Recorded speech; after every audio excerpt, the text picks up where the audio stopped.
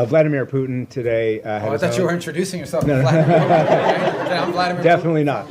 Definitely not. Vladimir So what Putin. are you doing here? Nick Schifrin, PBS NewsHour. Vladimir Putin had his own end-of-year press conference today. Oh, Yeah. he's trying to step on my message. Yeah. His went, I think, 4 hours, so we got at least 3 hours. And he said he was willing to end the war in Ukraine. I bet you he didn't do it in Spanish. He did not. All right. Go ahead. I'm sorry. No, that's right. He said he was willing to end the war in Ukraine based on principles he had outlined last summer, and that included a complete Ukrainian withdrawal from 4 regions, most of which are not occupied by Russia, recognition of occupied Russian territory in Ukraine, and the complete lifting of sanctions. That goes beyond some of the recent conversations you've been having. So do you think Putin is serious about peace, and is the U.S. willing to recognize occupied Russian territory in Ukraine? Look, I think ultimately there is what people say, and I'm not claiming that that's not his position. I'm just saying there's what people say and then what people do. In the end, we're not going to base our approach to finding peace here on the basis simply of what people are saying. We're going to base it on what people are willing to agree to, what countries are willing to agree to. Our role is very simple. We try to understand what the Russian position, how much can they give and what do they have to have. We understand the Ukrainian position, and we try to find whether those two things can overlap. Maybe that happens this week. Maybe that happens next month. Maybe that's not ready for a few months. That's not up to us. That's up to the two sides. In the end, it's up to them to make a deal. We can't force Ukraine to make a deal. We can't force Russia to make a deal. They have to want to make a deal. The role we're trying to play is a role of figuring out whether there's any overlap here that they can agree to. And that's what we've invested a lot of time and energy and continue to do so. That may not be possible. I hope it is. I hope it can get done this month before the end of the year. I want it to end as soon as possible. I know the president is deeply committed to helping it end. I know this, though. We're the only ones that can do it.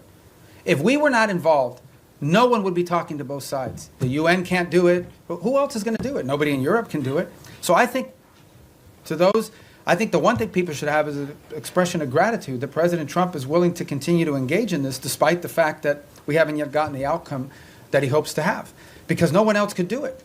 And so that's what we're trying to do here. So this whole narrative that we're trying to force something on Ukraine is silly. We can't. There's no peace deal that Ukraine. There is no peace deal unless Ukraine agrees to it. But there's also no peace deal unless Russia agrees to it. We are just trying to find whether there's common ground that we can make happen.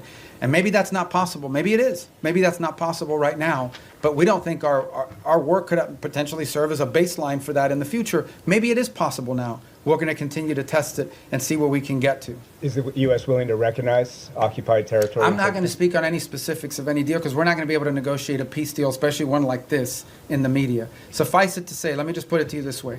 There can't be a peace deal unless Ukraine agrees to it. And there can't be a peace deal, of course, unless Russia agrees to. But remember that. Any peace deal is one that Ukraine has to agree to because they're a combatant. If Ukraine says we don't agree to it, there won't be peace. So our job is not to force anything on anyone. It is to try to figure out if we can nudge both sides to a common place. And guys, in a conflict like this, in a war like this, that's not easy. It takes a lot of time. We're going to have some patience with it, unfortunately. It's already gone longer. But understand why the president cares about this. Okay? Because let's be honest here, and I'm not trying to diminish this, okay? Because it's an interesting position to be in. The United States we don't provide weapons to Russia, we only provide weapons to Ukraine. The United States doesn't sanction Ukraine, it's only sanctioned Russia.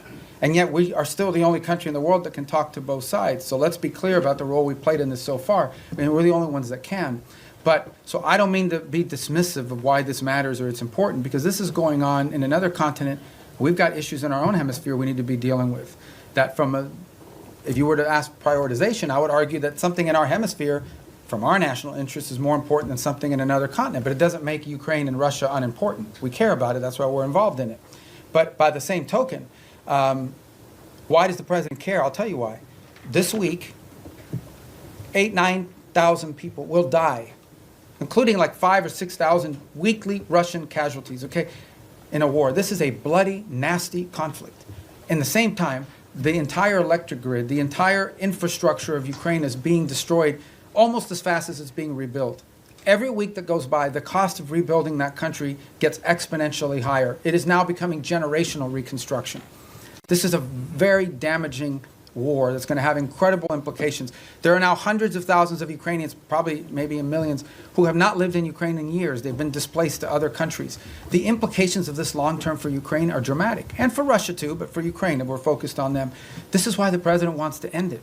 He thinks it's a bloody, nasty, horrifying war, And he doesn't like wars. He really doesn't like wars. He thinks they're a waste of money, time, and talent. And he wants this one to end. And we're doing everything we can to end it. And it may or may not be possible, but we're certainly going to keep trying.